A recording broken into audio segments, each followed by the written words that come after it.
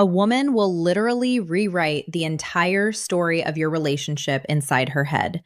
She'll rehearse the breakup speech, mourn you, and mentally move on, all because you failed to do something she desperately wanted but refused to ask for. And the worst part? You'll have absolutely no clue it even happened until right now, because I'm about to tell you everything. Let me start with a confession. I almost didn't make this video. And not because the topic is uncomfortable. Trust me, I have zero shame. But because what I'm about to share breaks an unwritten code that women have been silently protecting for generations. Researchers at the University of Texas conducted a multi-year study on communication gaps in romantic relationships, and they found something that should genuinely alarm every man watching this. 72% of women admitted to wanting specific behaviors from their partner that they had never once verbally requested. Not because they forgot, not because it wasn't important, but because they believed that having to ask would strip the behavior of its meaning entirely. She would rather go without the thing she wants than have to explain it to you. That's not stubbornness. That's not a flaw. That's wiring. And if you don't understand that wiring, you will keep losing women who were completely in love with you, and you'll never understand why they left. Now, I titled this video Dirty for a reason, but probably not the reason you're thinking. Some of these are physically intimate, sure, but most of them are dirty in a different way. They're the thoughts she buries because society told her wanting them makes her too much, too needy, too traditional, too intense. So she shoves them into a mental vault, locks it, swallows the key, and prays that somehow you just figure it out. Well, today is the day you figure it out. And I'll warn you, number 3 on this list is the one that breaks most relationships silently, invisibly, without a single argument. It just erodes things until one day she's gone and you're holding your phone wondering when everything changed. So pay attention when we get there. Here we go. Number 7, interrupt her overthinking with physical certainty. Every woman has a version of this moment. She's spiraling. Maybe it's about work. Maybe it's about something her mother said. Maybe it's about a comment her friend made 3 days ago that she's been mentally dissecting with forensic precision. Her brain is running 17 tabs and none of them are loading properly. What most men do in this situation is try to fix it. They start troubleshooting. Well, have you tried talking to your boss? Maybe just don't respond to her text. And from a logical standpoint, that makes perfect sense. Problem identified, solution offered, case closed. But here's what she actually wants and what she will chew her own off before requesting.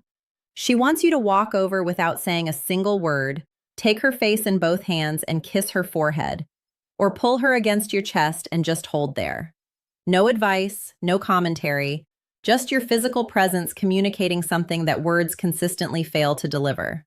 I'm here. I'm solid. You can fall apart for a second because I'm not going anywhere. Neuroscientist Dr. Tiffany Field, who founded the Touch Research Institute at the University of Miami, has published over 100 studies proving that physical touch reduces cortisol levels by up to 31% within minutes.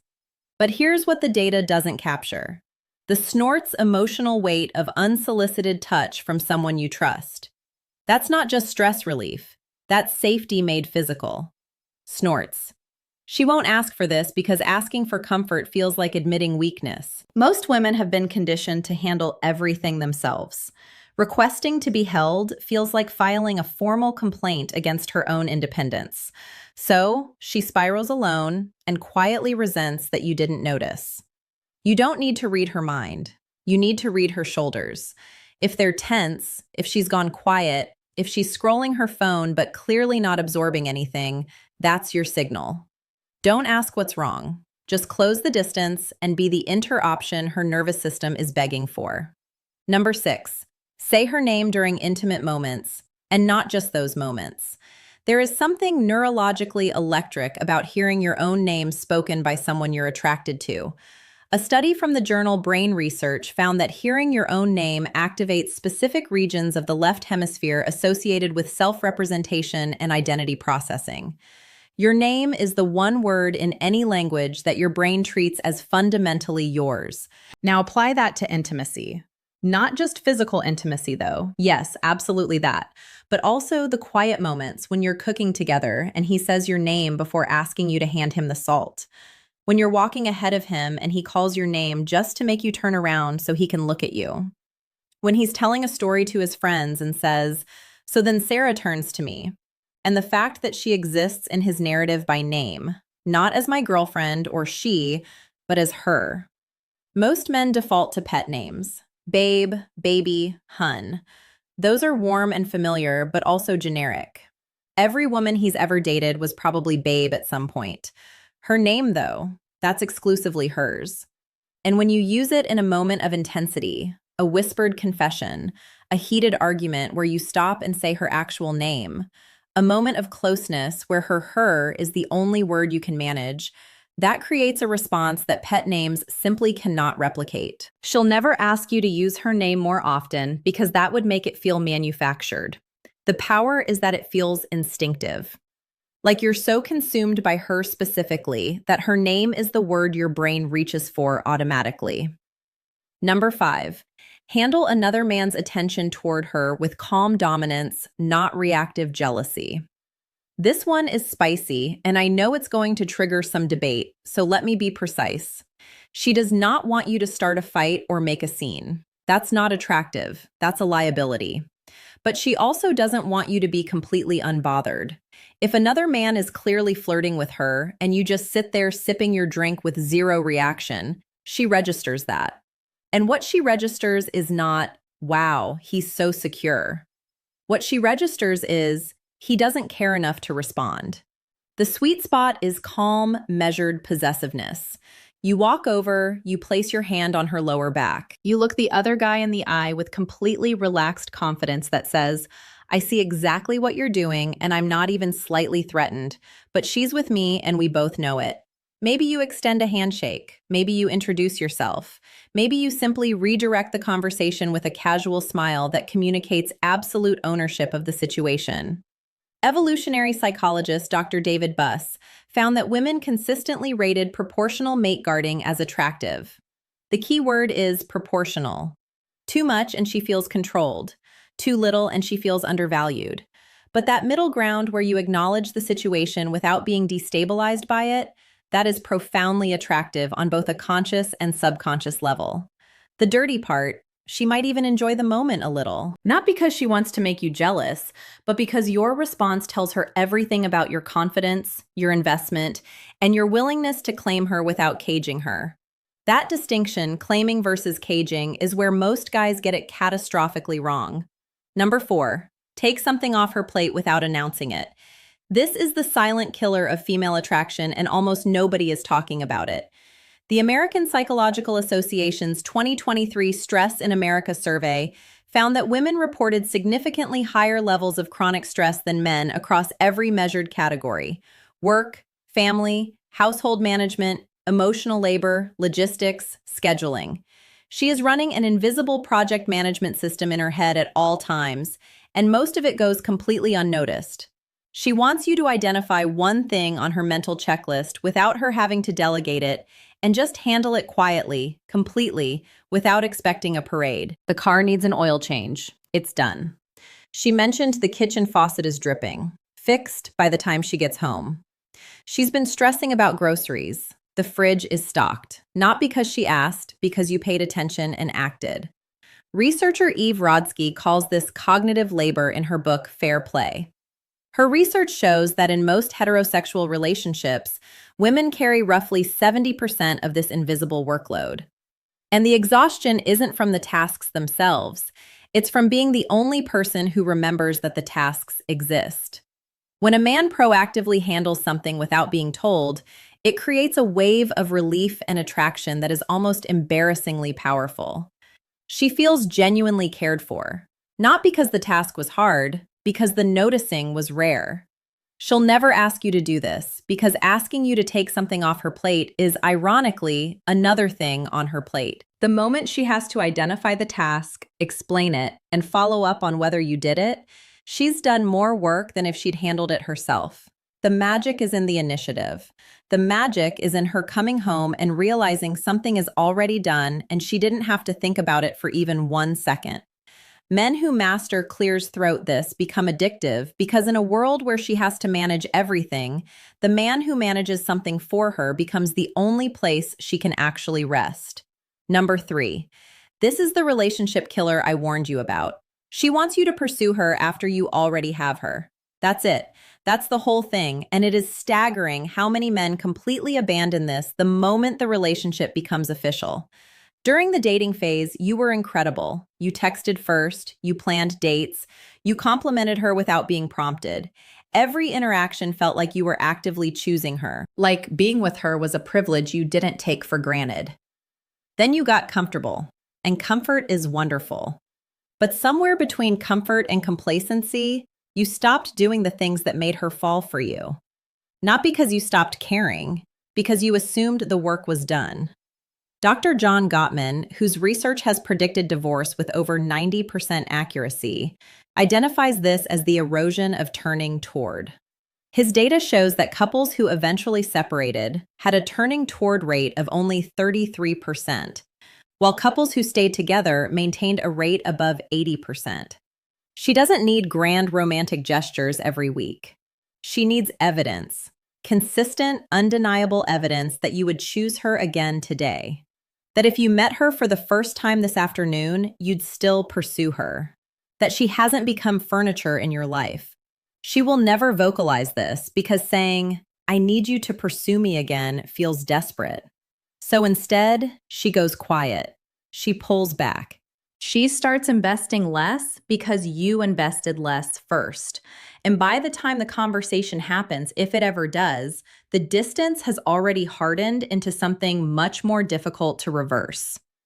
A random Tuesday text that says, "I was just thinking about you and had to tell you," takes 4 seconds to send and can sustain weeks of emotional connection. A planned date night, not because she asked, but because you refuse to stop being the man who plans things, communicates more than 1,000 "I love yous" on autopilot. The men who keep pursuing their partners long after the chase is over are the men whose partners never stop being in love with them. The men who stop, they become roommates slowly, painlessly, and then all at once. Number 2, be verbally explicit about your desire for her, specifically her. Most men think women want to hear that they're beautiful, and they do. But your beautiful is the baseline. It's the equivalent of tipping 15% snorts expected, and it doesn't leave an impression.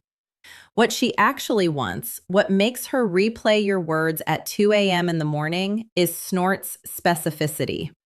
Not your beautiful, but the way you tilt your head when you're thinking about something serious makes it physically difficult for me to concentrate. Not, "I'm attracted to you," but "I watched you walk across the room at that party, and I forgot I was mid-conversation with someone." Not, "You look good," but "that thing you did with your hair today. I've been distracted since this morning, and it's becoming a problem." The dirty element here is intensity. She wants to feel like your attraction to her is slightly unmanageable. Not in a threatening way, in a way that communicates, "You have disrupted my ability to function normally, and I am not even a little bit sorry about it." That raw, almost confessional quality where you're not delivering a compliment but admitting to a condition, that's what makes women feel genuinely desired. She'll never ask for this because you can't request obsession. It has to come from authentic overwhelm. And the beautiful thing is, if you actually feel it, all you have to do is stop censoring yourself. The thoughts are already there. You're just not saying them out loud. Start saying them out loud. Number 1, physically move her. I saved this for last because it's the one that makes women lose their composure fastest, and it's the one men are most hesitant to do. She wants you to physically guide her, move her, reposition her with confidence and without asking first. Hand on her waist, steering her to the other side of the sidewalk so she's not walking next to traffic. Fingers laced through hers, pulling her in a different direction because you spotted something you want to show her. Palm against her lower back, guiding her through a doorway. Hand on her thigh under the table. Not groping, not performing, just present.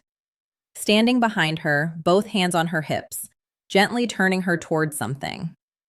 A study published in Evolutionary Behavioral Sciences found that women rated physical assertiveness, defined as confident, not aggressive physical guidance, as one of the top 5 indicators of a desirable partner. This behavior activated associations with protection, decisiveness, and physical confidence simultaneously. The psychology behind this is primal. Physical movement communicates that you're present in your body, comfortable in your strength, and confident enough to occupy space and to include her in that space. The reason this is number 1 is because it operates entirely outside of language. You can't fake this with words. You can't text it. It only exists in real time, in the electricity of physical proximity, and the confidence to close that distance without hesitation. She will never say, "I wish you would just grab me and move me where you want me." But every time your hand finds her waist and redirects her, every time you pull her closer without explanation, you become the man she compares every fictional character and every passing fantasy to. And none of them win because they're not real. And you're standing right there with your hand on her back, proving that reality is better. So now you have them. 7 things women have been silently wishing for and stubbornly refusing to verbalize since the beginning of recorded romantic history. The fact that you watched this entire video tells me you're not the kind of man who assumes he already knows everything. You're the kind who actually wants to understand. That quality alone puts you ahead of 90% of the men she's ever encountered. But knowledge without action is just trivia. I didn't make this video so you could store these as interesting facts. I made it so you could use them tonight, tomorrow, in the next quiet moment where you choose between playing it safe and doing something that actually makes her feel something. Choose the second option every time. Now here's something that ties everything together in a way that might genuinely change your next interaction with her. While you've been sitting here learning what she secretly wants, there's an entirely separate reality playing out on her end that you're probably blind to. She's been watching YouTube. She's been evaluating, calculating, and in many cases, she's already made her decision about you. The verdict is in, and she's not sharing it. The video appearing on your screen right now is called 4 Clear Signs She's Already Chosen You but Isn't Telling You. And if you don't watch it next, everything you just learned becomes only half the equation. Knowing what she wants is powerful, but recognizing when she's already decided you're the one, that's the difference between a man who's trying and a man who's already won without realizing it. It's right there. Go watch it now. I'll see you on the other.